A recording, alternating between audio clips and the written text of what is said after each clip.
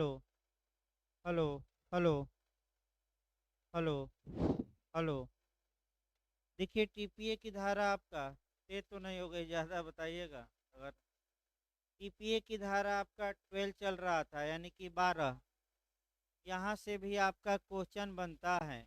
और आपका क्वेश्चन जो बना है कि टीपीए की धारा 12 में है क्या, तो फिर एक बार देखिए। अगर कोई व्यक्ति अपनी संपत्ति का ट्रांसफ़र करता है दूसरे को और ये कंडीशन लगाता है कि अगर जिसको ट्रांसफ़र किया गया है अगर वह दिवालिया हो जाता है या दूसरे को ट्रांसफ़र करने का प्रयास करता है तो हमारे द्वारा किया गया ट्रांसफ़र शून्य हो जाएगा। तो ये शर्त शून्य होगी और अंतरण क्या होगा, वैध। लेकिन इसका एक एक्सेप्शन है, पूछा गया है जे में कि कौन सा अपवाद है, तो वह पट्टा है। तो यह अपवाद हम कोरिलेट करके बताए थे दिवालिया में पट्टा के बारे में। आपका 111 का क्लाज जी, याद रखिए। फार फीचर द्वारा या समपहरण द्वारा पट्टे की माने पट्टे का पर्यवसान या समाप्ति।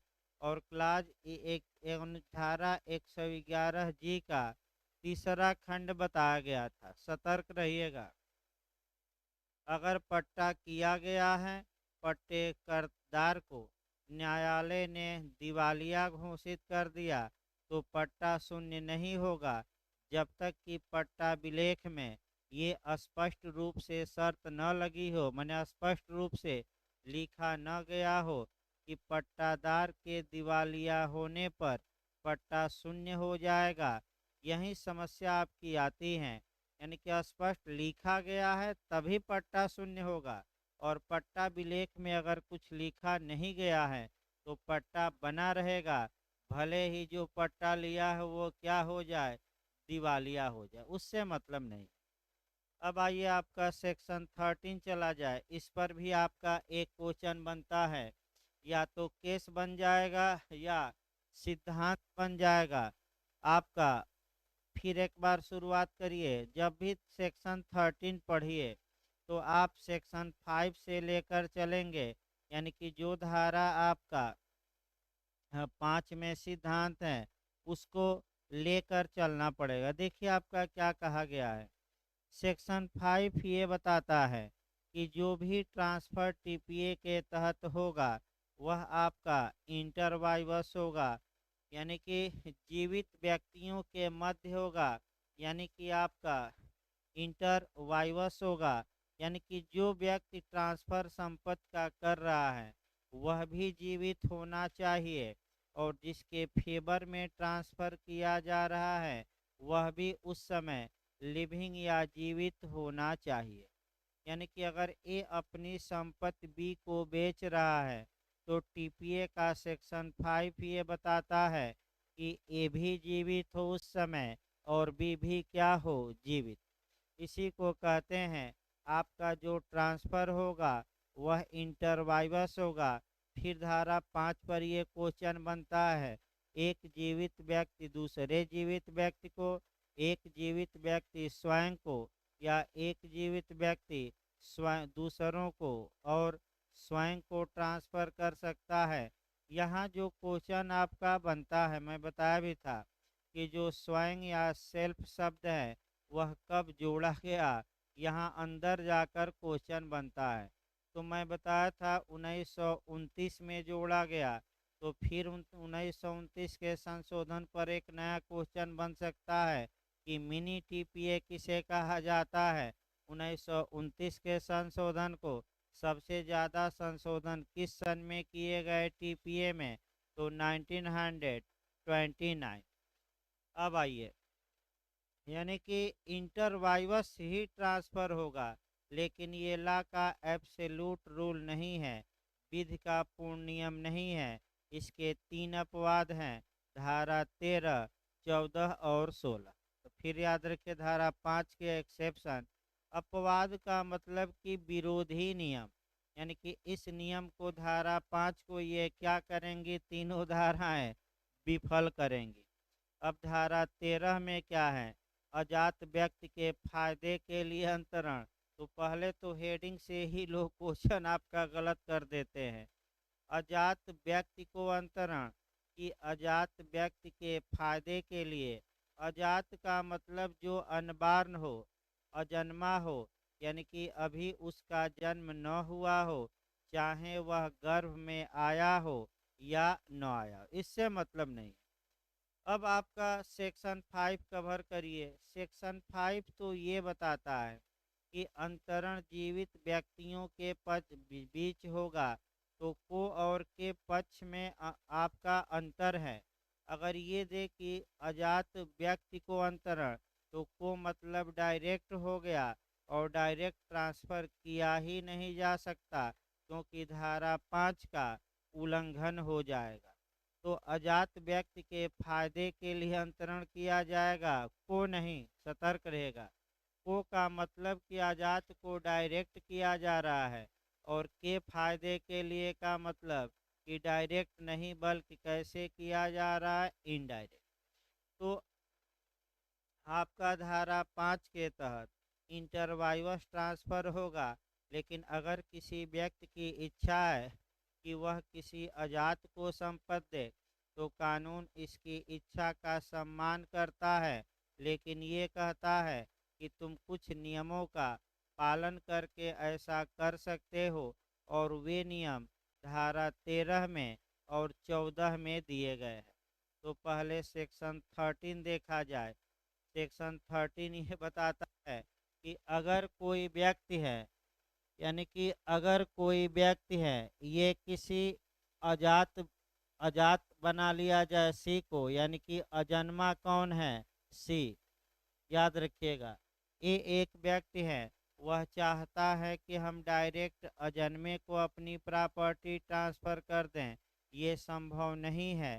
क्यों? क्योंकि धारा 5 ऐसा करने पर क्या लगाती है, रोक। लेकिन धारा 13 इसका उपाय बताती है। उपाय यह है कि एक जीवित व्यक्ति के फेवर में पहले प्रायर इंटरेस्ट का या पूर्विक हित का सृजन कर दे, यानी कि ए संपत्ति को किसको दे दे, बी को, और ये लिख दे कि जब सी जन्म लेगा तो सी को कैसा हक मिलेगा, आपका पूर्ण हक मिलेगा या निहित हक मिलेगा। यानी कि इसका मतलब कि अजन्मे को डायरेक्ट संपत्ति का ट्रांसफर न करके एक प्रायर इंटरेस्ट का या पूर्विक हित का सृजन करना पड़ेगा किसी जीवित व्यक्ति के पक्ष में, और तब आपका अजन्मे को दिया जा सकता है संपत्ति, डायरेक्ट नहीं। अब इनका रिलेशन देखना है, इसी पर केस देखना है, और कुछ धाराओं को आपका कोरिलेट करना है। देखिए, आपका पहला कोरिलेशन ये होगा कि जो बी, यानी कि जो जिसके फेवर में पूर्विक हित का सृजन किया गया है, प्रायर इंटरेस्ट दिया गया है, क्या बी को स्वामी बना दिया गया है पूर्ण रूप से, कि बी एक न्यासी का कार्य करेगा, न्यासी का कार्य करेगा। बी को सीमित हित दिया गया है, असली स्वामी अजन्मा है। बी को केवल ये कहा गया है कि जब तक अजन्मा जन्म न ले, तुम संपत्ति की क्या करते रहो, देख रहे। तो अब बताइए, क्या बी उस संपत्ति का ट्रांसफर करने का हक रखेगा? नहीं, क्योंकि उसे हक पूर्ण नहीं दिया गया है, केवल और केवल कैसा हक दिया गया है, सीमित। पहला क्वेश्चन बी नहीं कर सकता। दूसरा क्वेश्चन आपका कि आपका धारा जो आपका पूछा गया था उत्तराखंड में, कि आपका अजन्मे के पक्ष में अजन्मे के फायदे के लिए अंतरण करने का सबसे उत्तम तरीका क्या है, तो वह न्यास है, यानी कि ट्रस्ट है, या जीवन हित भी है। तो दो एक उदाहरण न्यास पर ही देखिए। ए ने ए का अपना मकान था, वह अजन्मे को देना चाहता था, डायरेक्ट नहीं दे सकता था, तो उस मकान से एक ट्रस्ट बनाया, न्यासी बी को बना दिया, लेकिन लिख दिया विलेख में कि जैसे ही अजन्मा सी जन्म लेगा, वैसे ही ये जो न्यास की संपत्ति है बी से किसमें निहित हो जाएगी, अजन्मे में। तो सबसे उत्तम तरीका पूछे कि क्या है, तो ट्रस्ट है। दूसरा तरीका जीवन हित है, लाइफ इंटरेस्ट दे दिया जाए। ए उस मकान का हक किसको दे दे, बी को, कब तक के लिए, जीवन भर के लिए। और ये कह दे कि बी के मरने के पहले अगर सी अजन्मा जन्म ले लेता है तो बी से ये संपत्ति किसको चली जाएगी, सी को। ये भी नियम सही है। यानी कि या तो न्यास बना दे ए, या किसी जीवित व्यक्ति के फेवर में क्या कर दे, आपका जीवन हित दे दे, लाइफ इंटरेस्ट दे दे। लेकिन फिर याद रखिए, बी पूर्ण स्वामी नहीं है इस उदाहरण में, वह कैसा स्वामी है, केवल आंशिक। अगला ये धारा 13 की जो सप्लीमेंट्री सेक्शन है पूछा गया है, धारा 13 की पूरक धारा 20 है। 20 ये बताएगी कि अजन्मा कब हक पाएगा और कैसा हक पाएगा, खूब पूछा जाता है जो भी कारण हो। धारा 20 पर, तो अजन्मा जीवित जन्म लेते ही हक पाएगा, यानी कि जैसे ही सी धरती पर जीवित पैदा हुआ, बी से वह संपत्ति किसको मिल जाएगी, तत्काल सी को।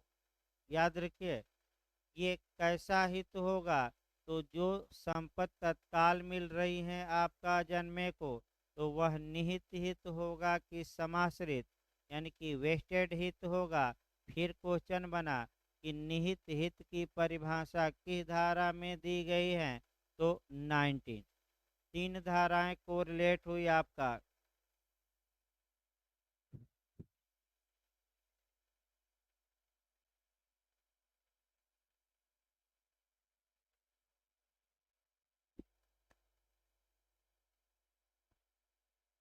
देखिए आपका जो क्वेश्चन बना आपका, अब अगला क्वेश्चन धारा 19 भी आपका याद रखिए। फिर एक बार देखिए, खूब पूछा जाता है कि आपका अजन्मा कैसा हित पाएगा, समाश्रित की निहित, तो क्या मार कराएंगे, निहित।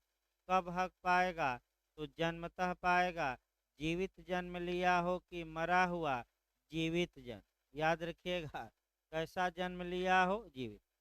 अब इसी में आपका केस आया, वीटी बना माइचल का केस आया, दोहरी संभावनाओं का विरोधी नियम। आपका ये केस देखिए, पूछा भी जाता है। भाई पिछली बार जो टेस्ट रविवार को हुआ था उसमें टाइप में कुछ आपका गलती हो गई थी, वह दोहरी संभावनाओं का नियम दे दिया गया था, जबकि होना चाहिए कि दोहरी संभावनाओं का विरोधी नियम। तो क्या दोहरी सम व्हीटी बना माइचल का केस बहुत प्रसिद्ध है। दोहरी संभावनाओं का विरोधी नियम किस धारा से संबंधित है, 13 से संबंधित है। क्या भारत, ये नियम कहाँ कहाँ से प्रतिपादित किया गया, तो केस का नाम से ही बताइए, इंग्लैंड से। भारत की धारा, भारत में टीपीए की धारा 13 में ये नियम लागू होता है आपका। तो दोहरी संभावनाएं क्या है, डबल पॉसिबिलिटी क्या है, और उसके अगेंस्ट में रूल क्या है, ये अब हमें देखना है। देखिए आपका पहली संभावना, इसमें देखिए पहली संभावना ये है कि पहले अजन्मे का जन्म होना। किस अजन्मे का, कानून पहली संभावना तक मान्यता देता है। लेकिन अगर ये कहा जाए कि जो पहला अजन्मा जन्म लेगा उसे भी सीमित हित मिलेगा, और इसी का जो पुत्र कौन जी डी लेगा, जन्म लेगा डी, इसे कैसा हित मिलेगा, निहित। तो आप लोग बताइए, अब एक संभावना हो गई कि दो संभावना, तो दो संभावना कौन कौन हो गई। पहली संभावना तो सी का जन्म लेना, यहाँ तक कानून सही है, कोई दिक्कत नहीं है। लेकिन ये कहा जाए कि सी जन्म लेगा, फिर उसका जो पुत्र या पुत्री डी जन्म लेगा, डी को पूर्ण हक मिलेगा, ये आपका संभव नहीं है। और इसका विरोधी नियम, यानी कि इस जो ये दोहरी संभावना है, इसको कानून मान्यता नहीं देता। और इसका विरोधी नियम वीटी बनाम माइचल के केस में प्रतिपादित किया गया, जो भारत में भी लागू होता है। यानी कि पहली संभावना तक कानून वैध है, लेकिन उसके बाद संभावना व्यक्त कर रहे हैं, तो क्या कानूनन सही माना जाएगा और ट्रांसफर नहीं। तो पहली संभावना बताइए क्या है? पहले अजन्मे का जन्म लेना। दूसरी संभावना क्या हो गई? उस अजन्मे का पुत्र या पुत्री क्या लेना? जन्म। तो किसका विरोधी नियम आपका है? दूसरी। तो कहाँ तक अंतरण वैध होगा? पहली संभावना। और अगर अजन्मे को केवल सीमित हित दिया गया, पूर्ण हित नहीं दिया गया, तो अंतरण शून्य होगा, क्योंकि पहले अजन्मे को ही निहित हित दिया जाना क्या है? अनिवार्य। तो ये आपका धारा 13 रही। केस याद रखिएगा, आपका ह्वीटी बनाम माइचल का केस आता है। निहित हित भी याद रखिएगा, आपका पूछा जाता है। वैसे इतना में आपका प्री में चल जाएगा काम। आइए धारा 14 देखा जाए। सेक्शन 14 बस एक लाइन। शाश्वतता का विरोधी नियम, रूल अगेंस्ट परपीचुटी। भाई सिद्धांत याद रखिए, शाश्वतता का विरोधी नियम आपका कहाँ दिया गया है? तो सेक्शन 14 में दिया गया है। शाश्वतता है क्या और इसका विरोधी नियम क्या है और इसमें केस क्या है? अब देखिए शाश्वतता आपका, शाश्वतता मतलब कंटिन्यू। कंटिन्यू का मतलब होता है लगातारता, यानी कि हमेशा। इसका मतलब ये हुआ कि जब कोई व्यक्ति अपनी संपत्ति में का हित ट्रांसफर करता है, तो क्या सबको सीमित हित ही देता रहेगा कि कहीं न कहीं जाकर एक व्यक्ति को पूर्ण हित या निहित हित उसे देना पड़ेगा। तो सेक्शन 13 का आपका कुछ हद तक आपका नियम सेक्शन 14 में दिया गया है। और 14 ये बताती है कि कोई जीवित व्यक्ति है, यानी कि ए एक जीवित व्यक्ति है, वह बी को 2 साल के लिए सीमित हित दिया, सी को 3 साल के लिए दिया और डी को आपका 4 साल के लिए दिया। लेकिन जब अजन्मा ई को देगा, तो ई को सदैव कैसा हित दिया जाएगा? निहित हित। हाँ, ये है कि आप केवल क्या रोक सकते हैं? कब्जा। लेकिन वह भी कब तक कब्जा ई न पाए? जब तक कि क्या न हो जाए? वयस्क। तो आपका चाहे कब्जा मिले या न मिले, हित पर निहित हित पर कोई प्रभाव नहीं पड़ता। यानी कि फिर एक बार देखिए, ये अपनी संपत्ति का ट्रांसफर करता है, सबको सीमित हित नहीं दे सकता। यानी कि सबको आपका बी को भी सीमित हित दिया, सी को भी दिया, ई को भी दिया, और कह दे कि अजन्मे को भी हम सीमित हित देंगे और अपने पास स्वामित्व बनाए रखेंगे पूरा। ये संभव नहीं है। कानून शाश्वतता के नियम के पालन के अनुसरण में नहीं है, बल्कि शाश्वतता के क्या है? विरोधी। तो कानून कहाँ तक कहता है कि आप सही हैं और कहाँ के बाद गलत मान लेता है? तो ये कहता है कि जब आप अंतरण करिए, तो जितने जीवित व्यक्ति हैं सबको सीमित हित दीजिए। जैसे कि बी को 2 साल के लिए हमने दिलवाया, सी को 3 साल के लिए और डी को कितने साल के लिए? 4 साल। लेकिन जब अजन्मे की बारी आएगी, कहीं ना कहीं आप पूर्ण हित तो वेस्टेड करेंगे। तो किस में पूर्ण हित वेस्टेड करेंगे? अजन्मे में। तो अजन्मे को भी क्या आप सीमित हित ही दे देंगे कि पूर्ण हित देंगे? पूर्ण। और अजन्मा कब पूर्ण हित पाएगा? जैसे ही जीवित क्या होगा? जन्म लेगा। कौन सी धारा बताई गई? 20। कौन सी धारा बताई गई कि जैसे ही जीवित पैदा होगा? अब धारा 19 ये बताएगी, आपका ही जाएगी, धारा 19 ये बताएगी कि निहित हित कब्जा के साथ भी हो सकता है, बिना कब्जा के साथ भी। और अगर अजन्मे को निहित हित मिल गया तो कब तक कब्जा रोका जा सकता है कि वह संपत्ति का प्रयोग नहीं करेगा जब तक वह क्या न हो जाता, बस उसके बाद रोकना क्या होगा, अवैध होगा। यानी कि इसका मतलब ये हुआ। अब यही आपका दो तीन नियम देखना है। ए ने बी को 2 साल के लिए दिया, ठीक है भाई, आपका 2 साल यूज किया बी। फिर आपका किसको दिया है 3 साल के लिए, सी को।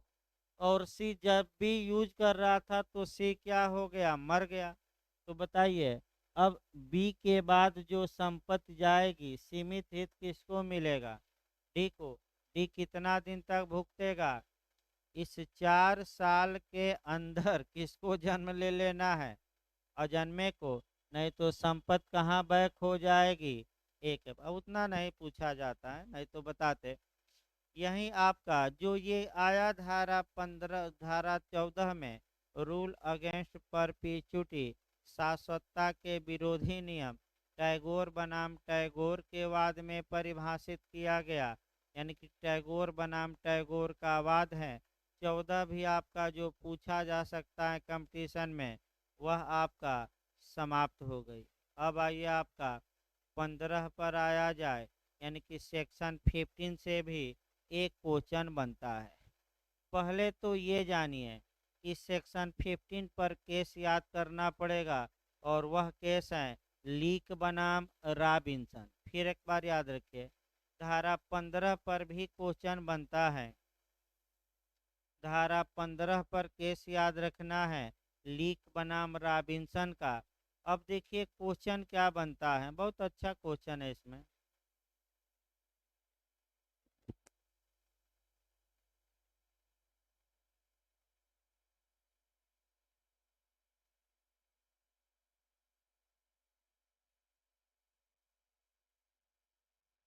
लीक बनाम रॉबिन्सन का केस देखिए, और धारा 15 में फिर याद रखिए। इंग्लैंड में जो लीक बनाम रॉबिन्सन के केस में सिद्धांत प्रतिपादित किया गया, उस सिद्धांत को धारा 15 में मान्यता प्रदान नहीं की गई। यानी कि पहला क्वेश्चन आया कि क्या लीक बनाम रॉबिन्सन के प्रिंसिपल को समाहित किया गया है, कि उसका विरोधी नियम समाहित है, विरोधी नियम।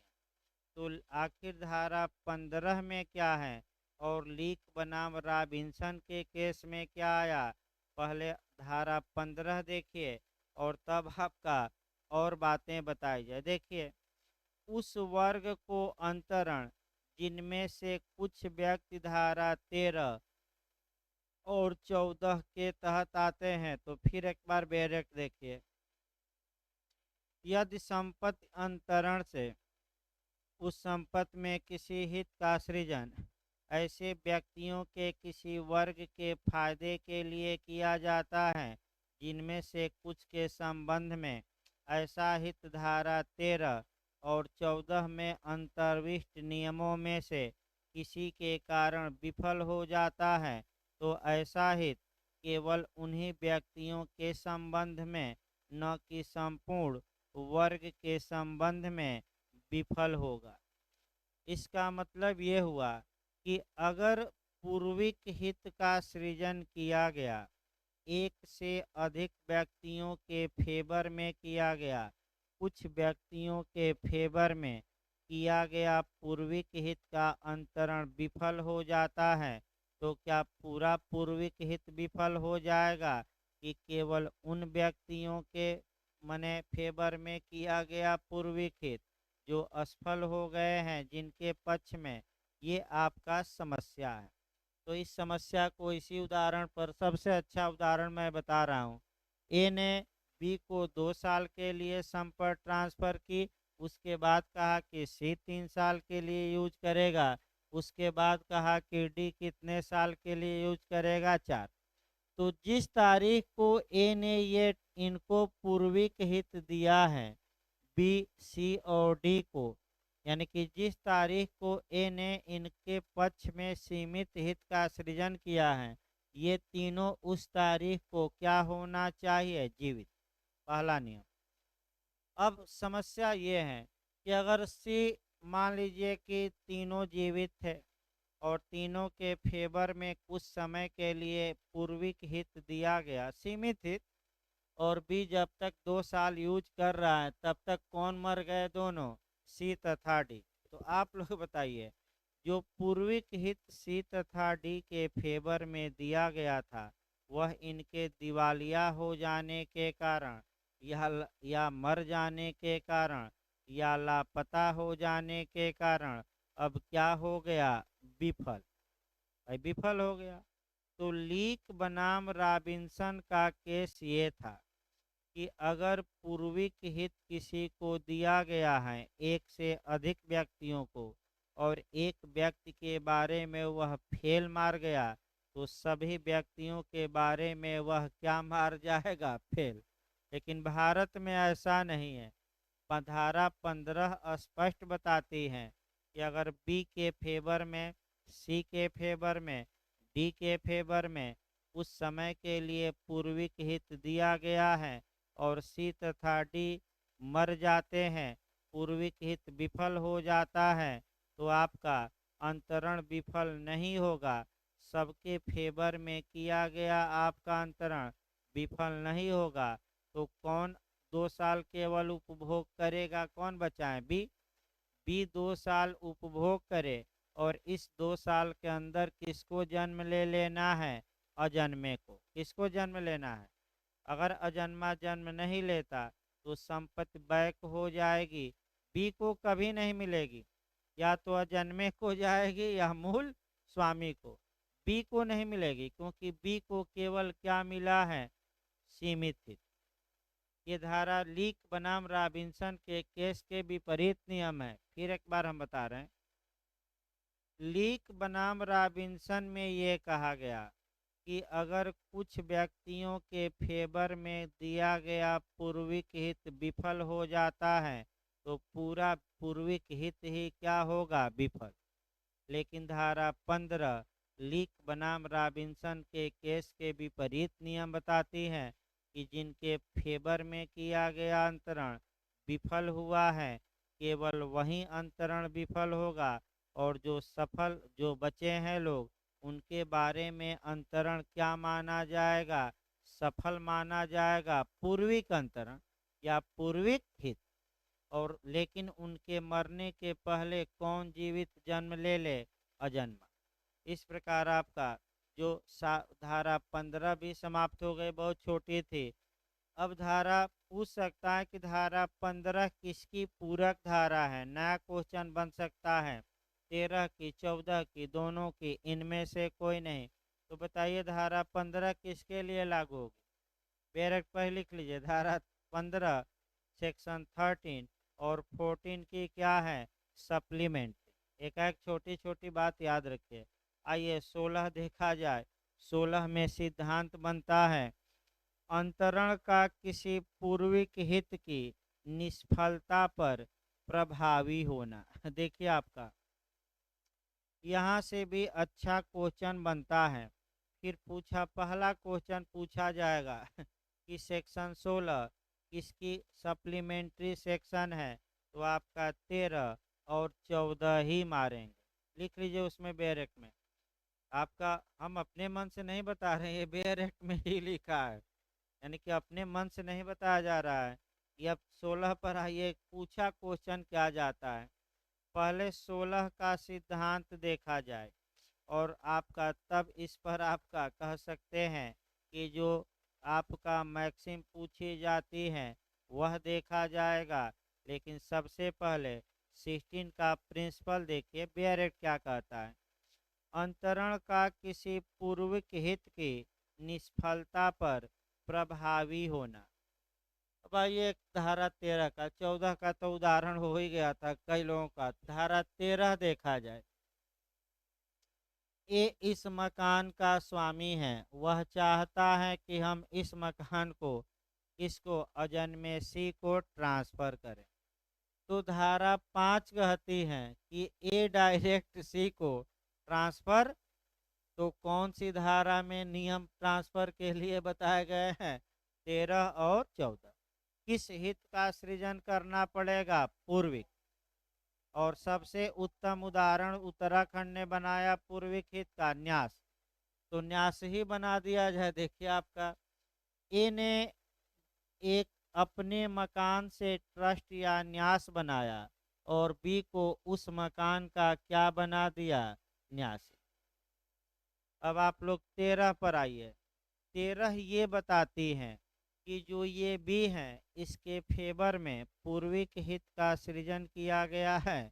और आपका जैसे ही धारा 20 बताएगी कि जैसे ही सीगा इस न्यास की संपत्ति का वह पूर्ण क्या होगा, हकदार, सीमित नहीं। धारा 14 बताती हैं कि आप सी को कब्जा देने से मात्र रोक सकते हैं। वो हक तो तुरंत पाएगा जीवित जैसे ही जन्म लिया। कब्जा कब तक सी को देने से मना किया जा सकता है, जब तक कि सी क्या न हो जाए, वयस्क। और ये कहा जाए कि सी का जो अजन्मा जन्म लेगा उसको मिलेगा, तो ये तो दोहरी संभावना हो गई। और कानून इसके फेवर में है, विरोध में है, विरोध में। और कौन सा केस हमने बताया, 13 में ह्वीटी बनाम माइचल। अब तो याद हो जाना चाहिए केस भी, दोहरी संभावनाओं का विरोधी नियम भी। अब यही आपका टेक्निकल पॉइंट है दो चार। आपका देखिए फिर एक बार इसी उदाहरण पर हमें चलना है अच्छे से। अब देखिए आपका, अब दो एंगल से इस उदाहरण को देखिए। अगर अब बताइए, अगर पूर्विक हित विफल हो जाता है तो क्या पश्चातवर्ती हित भी विफल हो जाएगा कि सफल होगा। तो अगर आपका कहा जाए कि आपका पूर्विक हित ही विफल हो गया तो पश्चातवर्ती हित भी विफल हो जाएगा। यानी कि मान लीजिए ए ने बी को न्यासी बनाया और जो बी है जब न्यासी बनाया गया था उस समय आपका न्यायालय ने उसे दिवालिया घोषित कर रखा था, इंसॉल्वेंट घोषित कर रखा था। तो क्या दिवालिया किसी संपत्ति को होल्ड करने, धारण करने में सक्षम माना जाता है कि नहीं, नहीं। तो बी के पक्ष में सृजित किया गया पूर्विक हित ही क्या हो जाएगा, विफल। तो जब बाप ही विफल तो बेटा भी क्या होगा। यानी कि जब पूर्विक हित विफल तो अपने आप वह पश्चातवर्ती हित को क्या करेगा, डुबो देगा। यानी कि हम तो डूबेंगे, तुम्हें भी क्या करेंगे, ले डूबेंगे। इसी को सुबह अभी बताना भी है। एक होता है निर्णय आधार और दूसरा होती है इतरोक्ति। तो निर्णय आधार हमने बताया कि पूर्विक हित विफल तो पश्चातवर्ती हित भी अपने आप क्या हो जाएगा, विफल। तो लेकिन इसी को कहा जाता है इतरोक्ति में कि हम तो डूबेंगे, तुम्हें भी क्या करेंगे, ले डूबेंगे। और उदाहरण बता गया। अब आपका इसके विपरीत, अब पहले कॉन्सेप्ट बना लीजिए तब शुरू किया जाए। इसके विपरीत देखिए, अगर बी के फेवर में किया गया ट्रांसफर वैध है और सी कभी जन्म ही नहीं लेता, तब क्या होगा। तो जब तक बी जिंदा है उस संपत्ति का यूज करे और बी के मरने के पहले कौन जन्म ले ले, सी। नहीं जन्म लेता कोई बात नहीं, संपत्ति बी के पास से रिटर्न होगी और पुनः किसको आ जाएगी, ए को। ए मर गया है तो ए के उत्तराधिकारी। तो बताइए क्या पश्चातवर्ती हित विफल हो गया तो क्या उसका कोई प्रभाव पूर्विक हित पर पड़ा कि नहीं, नहीं पड़ा। तो कॉन्सेप्ट बना लीजिए, पूर्विक हित विफल होने पर पश्चातवर्ती अपने आप क्या हो जाएगा, विफल। लेकिन पश्चातवर्ती के विफल होने पर, अजन्मा के जन्म न लेने पर पूर्विक हित पर कोई प्रभाव, उतना दिन तक तो आपका कौन जीवन भर यूज करेगा उस संपत्ति का, बी। सी न जन्म ले, बी मर जाए तो संपत्ति बैक होकर किसको आ जाएगी, ए को। ए मर गया है तो ए के उत्तराधिकारी। कोई कंसेप्ट में भाई दिक्कत हो तो बताइए, तब हम बेरक शुरू करेंगे। इधर आपका जो धाराएं हैं थोड़ा ज़्यादा महत्वपूर्ण है, खूब क्वेश्चन इधर से बनते हैं, आप देख सकते हैं।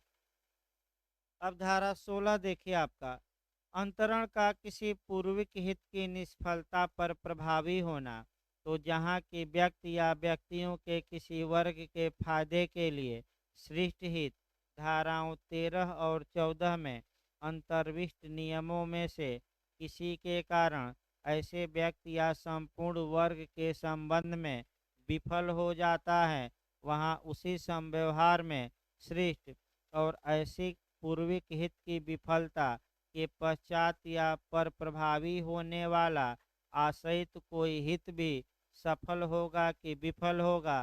विफल यानी कि मर्यादा पर आधारित मर्यादा भी क्या होगी, शून्य होगी। यानी कि जो लिमिटेशन लिमिटेशन पर आधारित है और पहली लिमिटेशन क्या मार गई, फेल, तो दूसरी लिमिटेशन भी क्या मार जाएगी, फेल। जैसे कि जर्मी बेंथम कहते हैं कि प्राकृतिक अधिकार पर अटैक करते हैं कि प्राकृतिक अधिकार एक ऐसी औलाद है जिसका कोई पिता ही नहीं है। तो जब पिता ही नहीं है तो औलाद या संतान कहाँ से उत्पन्न हो जाएगी। सेम उसी प्रकार जब पूर्विक हित ही विफल हो गया तो पश्चातवर्ती हित अपने आप क्या हो जाएगा, विफल। ये धारा 13 पर एक उदाहरण दिया गया, 14 पर भी एक देखिए, दोनों पर चल जाए। ए ने आपका बी को 2 साल के लिए दिया, सी को 3 साल और डी को कितना साल, 4 साल। और ये कहा कि डी के बाद संपत्ति किसको मिलेगी, अजन्मे को, जो अभी जन्म नहीं लिया। अब आप लोग बताइए, मान लीजिए ये तीनों दिवालिया है, तो ए ने इन तीनों के पक्ष में जो ट्रांसफर किया था, तीनों के दिवालिया होने के कारण पूर्विक हित ही क्या हो गया, विफल। तो पूर्विक हित विफल तो अपने आप पश्चातवर्ती हित क्या हो जाएगा, विफल। अब धारा 15 में आइए। 15 ये बताती थी कि तीनों असफल नहीं हुए, इसमें से अगर एक भी हित पाने में सफल हो गया तो कौन सी धारा का नियम लागू होगा, 15। मान लीजिए कि सी और डी दिवालिया हैं और बी दिवालिया नहीं है, तो सेक्शन 15 बताता है कि बी में होल्ड होगी संपत्ति, बी 2 साल तक यूज करेगा, लेकिन इन 2 सालों के अंदर किसको जन्म ले लेना है, जीवित, ई को। अगर ई जीवित जन्म ले लिया और 10 दिन बाद मर गया तो जैसे ही ई जीवित जन्म लिया, संपत्ति किसमें वेस्टेड अब हो गई है, अजन्मे में। अगर अजन्मा मर जाता है तो अजन्मे के उत्तरजीवियों को वो संपत्ति प्राप्त होगी, एक वो रिटर्न नहीं होगी। लेकिन मरा हुआ जन्म न ले, कैसा जन्म ले, जीवित। जैसे ही जब एक बार संपत्ति अजन्मा के जीवित जन्म लेते ही अजन्मे में समाहित हो गई तो वह बैक नहीं आएगी। अजन्मा मर भी जाता है जन्म लेने के बाद तो वह संपत्ति उसके माता पिता को क्या होगी, चली जाएगी, लेकिन अब बैक, लेकिन जीवित पैदा हो, मरा हुआ नहीं, और पैदा हो। ये आपका धारा 15 और 16 भी कोरिलेट हो गया। तो फिर एक बार याद रखिए दोनों सिद्धांत।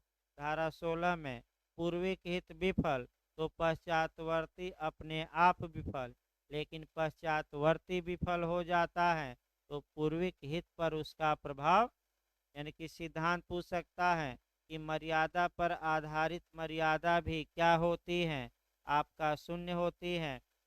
अब आ जाइए सेक्शन आपका 17 को पूछा जाता है, आपका डायरेक्शन ऑफ एक्युमुलेशन।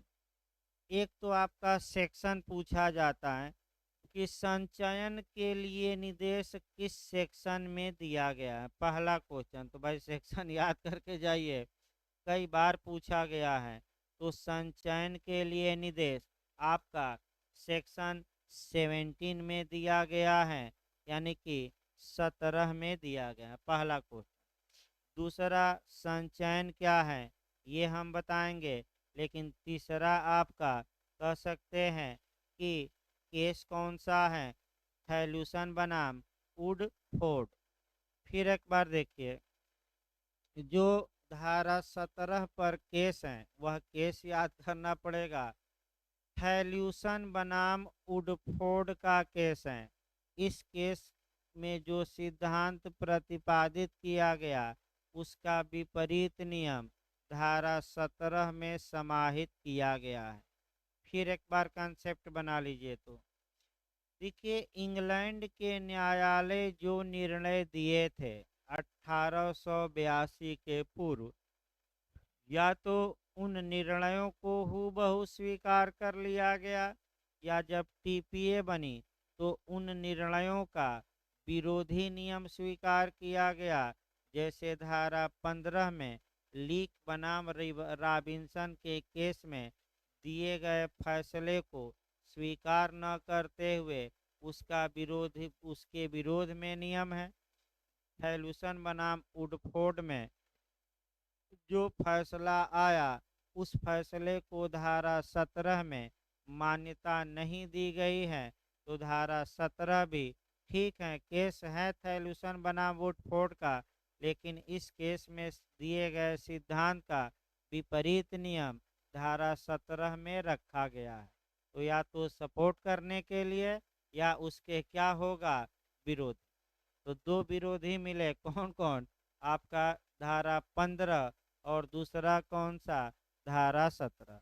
तो पहले संचयन के लिए निर्देश देखिए और तब आपका आगे बढ़ाया जाए। इसमें पूछा जाता है एक्सेप्शन इत्यादि, केस याद रखिएगा। देखिए, ए ने बी को अपना मकान बेच दिया, ध्यान से समझिएगा। ए ने बी को अपना मकान बेच दिया और कंडीशन या शर्त ये लगाई कि हे बी, इस मकान से जो किराया आएगा वह कौन पाएगा, हम पाएंगे। यानी कि ए ने ये शर्त लगाई कि मैं तुम्हें मकान तो बेच रहा हूँ, लेकिन मकान से जो किराएदार किराया देंगे वह किराया तुम नहीं लोगे, बल्कि क्या लेंगे, हम लेंगे। यानी कि इसका मतलब कि कोई व्यक्ति अपनी संपत्ति का ट्रांसफर किया और ये कहा कि संपत्ति से जो लाभ उत्पन्न होगा उसका संचयन होगा, उस वह एकत्र की जाएगी और हम लेंगे या हमारे उत्तराधिकारी लेंगे। तुम संपत्ति खरीदे हो, झुनझुना बजाते रहो कि हमारी है, लेकिन किराया कौन लेंगे, हम। अब समस्या ये आई, आप लोग बताइए, अगर ऐसी शर्तें ज़्यादातर लंबे समय तक स्वीकार की गई तो खरीदने वाले को क्या लाभ होगा, उसको नुकसान ही होगा। पैसा भी लगाया और पूरा जो लाभ मकान से आए किसको देता रहे, एक को। तो कानून ने धारा 17 ने एक सीमा लगा दी कि एक कब तक ये कर सकता है, शर्त लगाए, लेकिन या तो 18 साल तक या जीवन काल तक, इनमें से जो क्या हो, अधिक हो। तो बताइए कब तक ये प्रतिबंध सही होगा कि हम लेंगे किराया। तो दो ही नियम है, पहला क्या है, या तो 18 वर्ष तक, या क्या, अंतरक के जीवन काल, अंतरित नहीं, किसके, तो अंतरक इसमें कौन है, ए। दो नियम याद रखिएगा, कब तक ये वैध हो सकता है, 18 साल। तो एक है कि हम 18 साल तक इस मकान का किराया लेंगे, तो वैध होगा कि अवैध, वैध। अब कहे कि 20 साल तक लेंगे तो 18 साल तक वैध, और उसके बाद क्या होगा, कहे कि हम 30 साल तक लेंगे तो 18 साल तक वैध, और अगले 12 साल तक, 18 साल बाद माना जाएगा कि ऐसी कोई, हाँ, लेकिन 18 साल तक सही है, अब जो भी कारण हो समय का। दूसरा, जीवन काल तक, यानी कि ये अगर कहता है कि जब तक मैं जिंदा हूँ तब तक मैं इस मकान का किराया क्या करता रहूँगा, लेता रहूँगा, ये भी नियम सही है कि गलत, सही। तो यही दो याद करना है। लेकिन यह विधि का धारा 17 पूर्ण नियम नहीं है, 3 अपवाद है, और अंदर से क्वेश्चन बनता है वह एक्सेप्शन से ही बनता है। नियम तो सभी लोग याद कर ले जाते हैं। अब देखिए, आपका बेयर एक्ट शुरू किया जाए। भाई केस याद रखिएगा, कौन सा केस है धारा 17 पर, फर्ग्यूसन बनाम वुडफोर्ड। अब देखिए आपका सेक्शन 17 क्या कहता है, पहला खंड भाई। जहाँ की संपत्ति के किसी अंतरण के निबंधन निर्दिष्ट करते हैं, यानी कि जहाँ की संपत्ति अंतरित की गई है और उसमें निबंधन यानी कि कंडीशन या प्रावधान किए गए हैं, शर्तें लगाई गई हैं कि उस संपत्ति से उद्भूत लाभ आय, उद्भूत आय का मतलब कि उस संपत्ति से जो इनकम होगी। तो एक बना लिया जाए फिर उदाहरण बेरक पर। ए का ये मकान है, ए ने इसको ट्रांसफर किसको किया, बी को। तो भाई ट्रांसफर लगा दिया जाए। ए ने बी को बेच दिया, यानी कि सेल ही करवा जाए, क्या किया, विक्रय ही करवाया जाए, सबसे अच्छा। ए ने अपना मकान किसको बेचा है, बी को, पैसा लेकर। अब आइए बेरक की भाषा। जहाँ की संपत्ति के किसी अंतरण के निबंधन निर्दिष्ट करते हैं कि उस संपत्ति से उद्भूत आय, यानी कि ए ने बी को अपनी संपत्ति का विक्रय द्वारा ट्रांसफर किया, लेकिन एक शर्त लगा दी कि ये जो मकान है, इस मकान से उद्भूत माने उत्पन्न, आय मतलब इनकम यानी कि इस मकान से जो आय क्या होगी, आएगी सामान्य भाषा में रखिए, उत्पन्न होगी मतलब क्या होगी, इस मकान से जो आय आएगी। अगला देखिए, अंतरक के जीवन काल। तो अंतरक कौन है, ए के जीवन काल तक, यानी कि जब तक जिंदा ए है तब तक उस आय को क्या करेगा, पाता रहेगा। यानी कि मकान है तो मकान का किराया जब तक ए जिंदा है तब तक पाता रहेगा। ये जो संचयन का निर्देश है कि आय एकत्रित करो और हम लेंगे, कब तक लेंगे, जीवन भर, ये नियम वैध होगा कि अवैध होगा, वैध। तो अब देखिए आगे, अंतरण की तारीख से 18 वर्ष की कालावधि तक ए ने जिस तारीख को बी को ट्रांसफर किया, उस तारीख से कितने वर्ष तक, 18। अधिक कालावधि तक पूर्णतः या भागतः संचित की जाएगी, यानी कि आपका इससे अधिक अधिक कालावधि तक पूर्णतः या भागतः संचित की जाएगी। अब समस्या देखिए, यानी कि जीवन भर तक कुछ हिस्सा या पूरा हिस्सा आय का हम लेंगे, ये भी सही है। 18 साल तक कुछ हिस्सा या पूरा हिस्सा इनकम का हम लेंगे, ये भी सही है। लेकिन अगर इसके बाद डायरेक्शन दिया जाता है कि जीवन भर या 18 वर्ष के बाद भी हम क्या करेंगे, आय भागतः या पूर्णतः लेते रहेंगे। तो अगला शब्द देखिए, वहाँ ए तस्मिन पश्चात यथा यथा उपबंधित के सिवाय। इसका मतलब ये हुआ कि जब तक मामला अपवादों की कटघरी में न आए।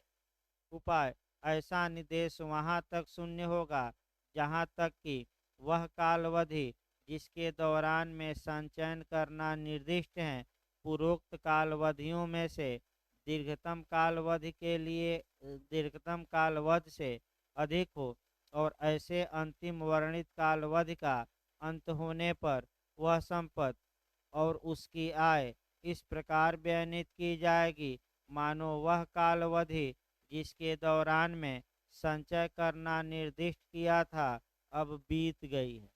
इसका सार ये हुआ कि अगर एक है कि हम लेंगे, हमारे रिश्तेदार लेंगे मरने के बाद, तो सामान्य नियम यही निकला कि या तो आय आप 18 साल लीजिए या जीवन भर लीजिए, इनमें से दोनों में से जो अधिक हो उस समय तक लीजिए। लेकिन इसके बाद भी आप कहते हैं कि आय हम ही लेंगे, तो वह इसके बाद का जो समय होगा वह शर्त शून्य होगी और माना जाएगा कि उसके बाद की कोई शर्त लगी है कि नहीं लगी है। और अंतरित पूर्ण आय का क्या होगा, हकदार। यानी कि अगर 18 साल तक है, ठीक है, अगर ये कहे कि हम 20 साल तक लेंगे, तो 18 साल तक की अवधि क्या होगी, वैध।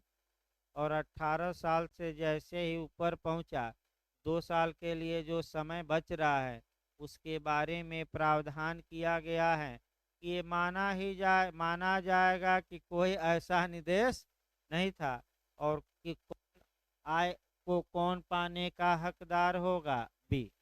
और माना जाएगा कानूनन कि ऐसी कोई शर्त, लेकिन कब तक माना जाएगा कि शर्त वैध है, 18।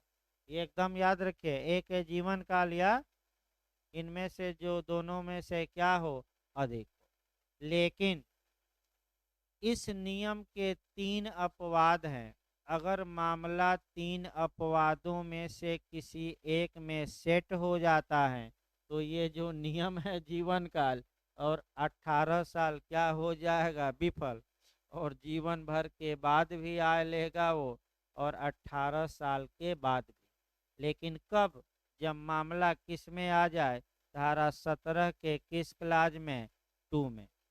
खूब अच्छा क्वेश्चन यहाँ बनता है कि धारा 17 का अपवाद बताइए, यानी कि आपका माने धारा 17 का एक्सेप्शन किस में दिया गया है। क्लास 2 अच्छे से याद करना है, कौन अपवाद है कौन नहीं है, यहाँ अंदर जाकर क्वेश्चन बनाए, देखिए कह करके। यह धारा ऐसे किसी निर्देश पर प्रभाव नहीं डालेगी, यानी कि इसका मतलब कि धारा 17 के क्लाज 1 का यह खंड क्या है, एक्सेप्शन। तो जो आपने पढ़ा कि जीवन भर तक ही वैध होगा, 18 साल तक ही वैध होगा संचयन, वह नियम अब हमें क्या करना है, विफल। तो पहला क्वेश्चन, कितने अपवाद दिए गए हैं, पहला क्वेश्चन पूछ ले, 3 लिख लीजिए उस पर, बैरक पे लिखिए कितने अपवाद हैं, 3।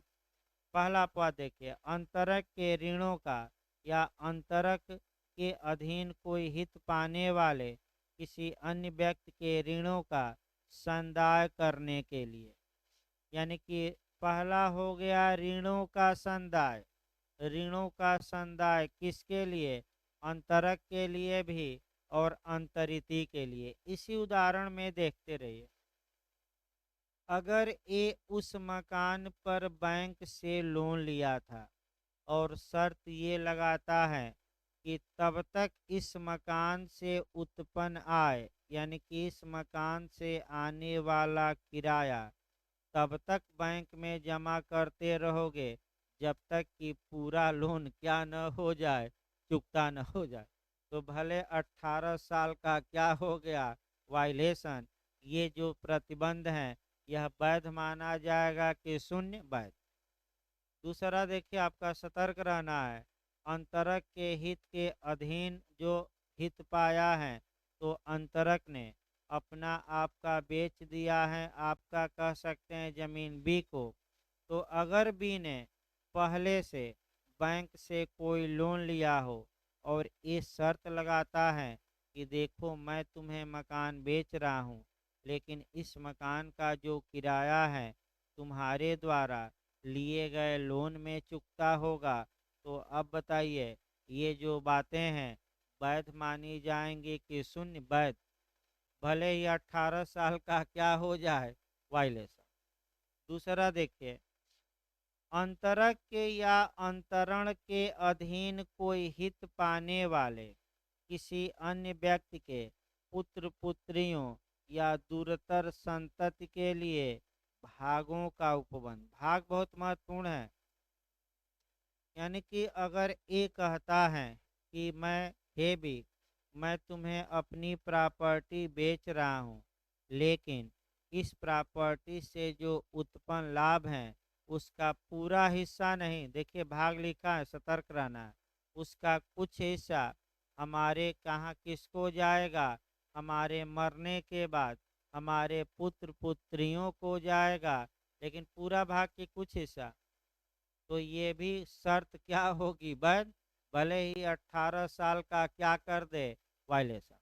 और तीसरा है अंतरित अंतरित संपत्ति के परिरक्षण या अनुरक्षण के लिए, इसमें भी थोड़ा आपको समझना है, यानी कि ए ने बी को अपना मकान बेच दिया, किसी मजबूरी में बेचा होगा मकान, ए की इच्छा है कि मकान वैसे ही खड़ा रहे, मकान आपका दिखता रहे, जब जब मैं आऊं तो एक बार मकान को देखकर आपका मन शांत करूं कि हाँ ये मेरा मकान था, मेरे हाथों बनाया गया था, डेंट पेंट होता रहे। तो अगर ये कहा जाए, ये निर्देश करे कि देखो जो भी मकान से किराया आएगा, तुम क्या करना कि मकान के कुछ भाग मकान के संरक्षण और क्या लगाना, परिरक्षण में डेंट पेंट या टूटा फूटा क्या कराते रहना, उसी आय से सही कराते रहना।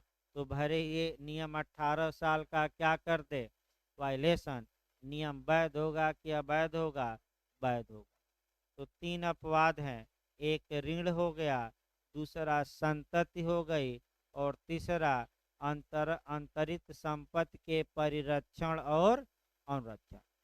अब आइए धारा 18 पर भी निश्चित क्वेश्चन बनता है, पिछली बार बना था, एच और जे दोनों में बना था।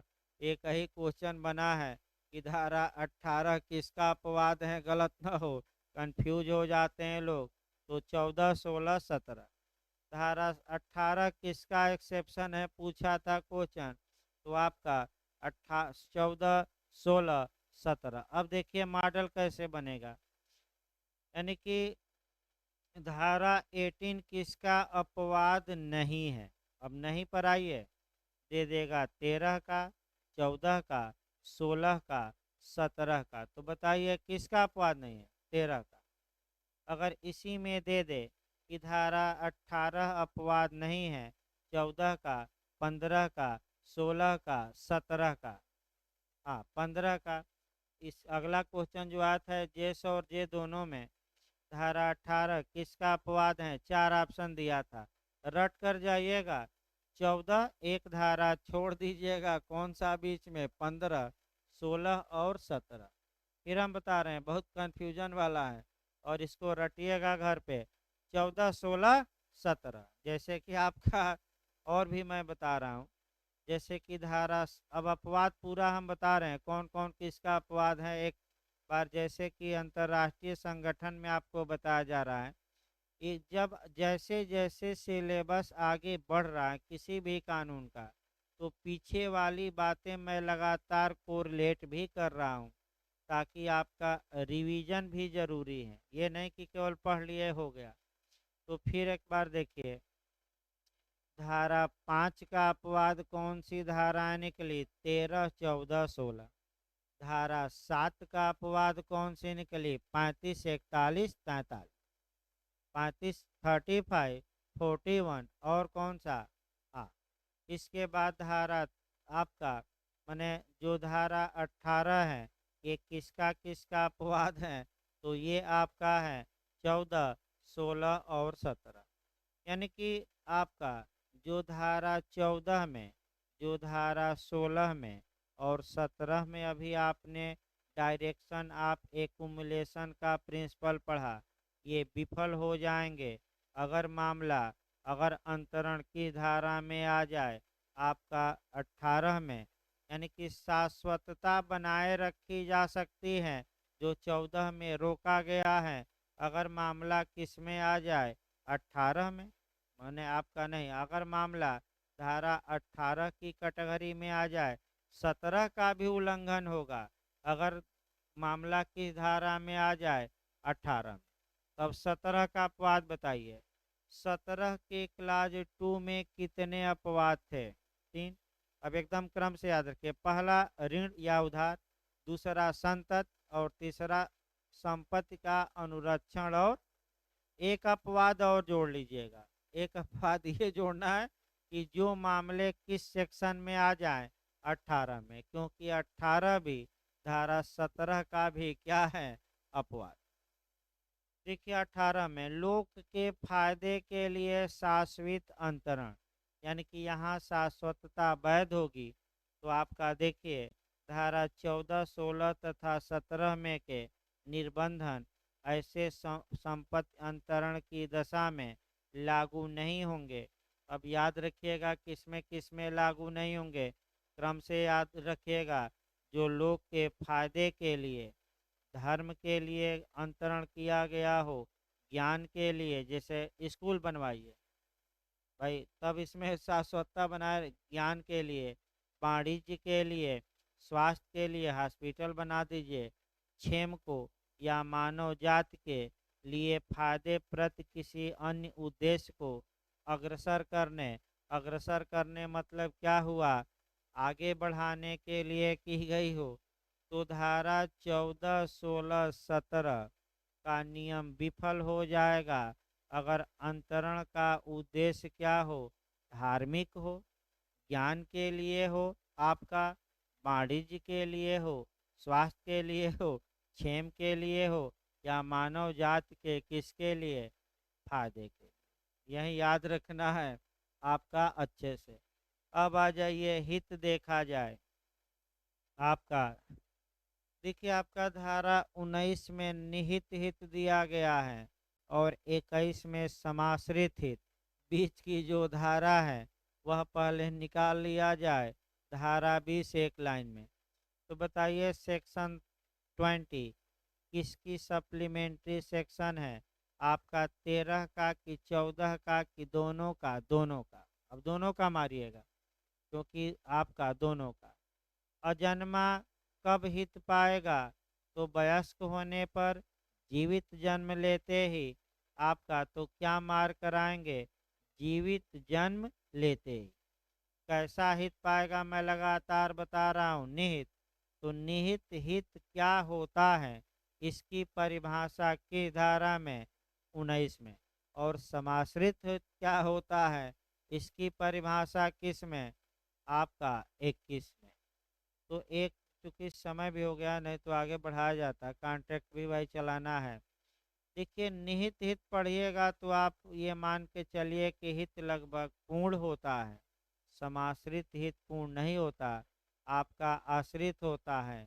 जैसे कि एक उदाहरण देखा जाए आपका कि समाश्रित का, यदि तुम्हारा घर जल जाए तो मैं तुम्हें 5 लाख रुपया दूंगा। ये निहित हित है कि समाश्रित, समास। कब हित मिलेगा, जब घर क्या हो। तो जब भी समाश्रित हित 21 में पढ़िएगा तो हम आपको कल मैंने बताएंगे कॉन्ट्रैक्ट की धारा एक, आपका 31 से लेकर और 36 तक हम उसी समय समाप्त भी कर देंगे। दो दो लाइन की धाराएं हैं, यानी कि आपका कॉन्ट्रैक्ट का जो सेक्शन है कहाँ से कहाँ तक, 31 से लेकर 36 तक, कल टीपीए के साथ ही 10 मिनट में क्या होगा, निपट जाएगा। और एक क्वेश्चन पिछली बार बना, समाश्रित संविदा की परिभाषा किस धारा में, 31 में। रेस्ट ले लीजिए तो संविदा नियम चलेगा भाई, थोड़ा सा समय भी बढ़ाया जाएगा क्योंकि आपका जो लोग नहीं आ रहे हैं घर पर भी ऑनलाइन सुबह वाला बैच देखते रहें। अब आपका मैंने सुबह चलता है जो ऑनलाइन, नहीं आ रहे हैं शाम को तो थोड़ा बहुत पढ़ते रहें। ये नहीं कि आपका मैंने केवल शाम के ही भरोसे रहें। मैं फिर बता दूं, सुबह भी क्या करिए आप, जो चल रहा है कम से कम पढ़ते रहे। इसीलिए अलग अलग सब्जेक्ट लगाया गया है कि क्लास न हो सब्जेक्ट, और सभी लोग आपका जो ना आ पाए घर पे भी पढ़ें। लाइव चल ही रहा है, वीडियो देख लीजिए,